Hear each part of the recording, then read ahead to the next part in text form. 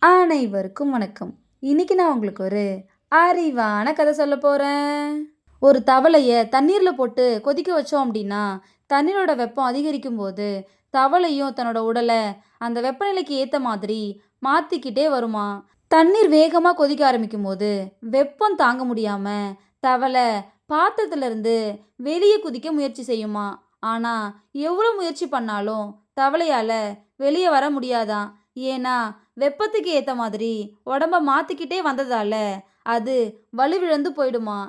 கொஞ்ச நேரத்திலேயே அந்த தவளையும் இறந்து போயிடுமாம். அந்த தவளைய கொன்னது யாருன்னு நினைக்கிறீங்க? நெறைய பேரு கொதிக்கிற தண்ணி தான் கொன்னுச்சு அப்படின்னு சொல்லுவாங்க. ஆனா, உண்மை என்னன்னா, எப்ப வெளிய போணும்னு சரியா முடிவெடுக்காத அந்த தவளையோட இயலாமை தான் அத கொன்னுச்சு. நம்மளும் இந்த தவளை மாரி தான். எல்லார்கிட்டயும் சூழ்நிலைக்கு ஏத்த மாதிரி அனுசரிச்சு போயிட்டுருக்கோம். ஆனா, நம்ம எப்ப அனுசரிச்சு போணும், எப்ப எதிர்க்கணும்னு தெரிஞ்சு வச்சுக்கணும். மன ரீதியா, உடல் ரீதியா, பண ரீதியா மத்தவங்க நம்மள நசுக்க ஆரம்பிக்கும்போது, நம்ம சுதாரிக்காம விட்டுட்டா, மறுபடியும் அதையே தொடர்ச்சியா செய்ய ஆரம்பிச்சுருவாங்க.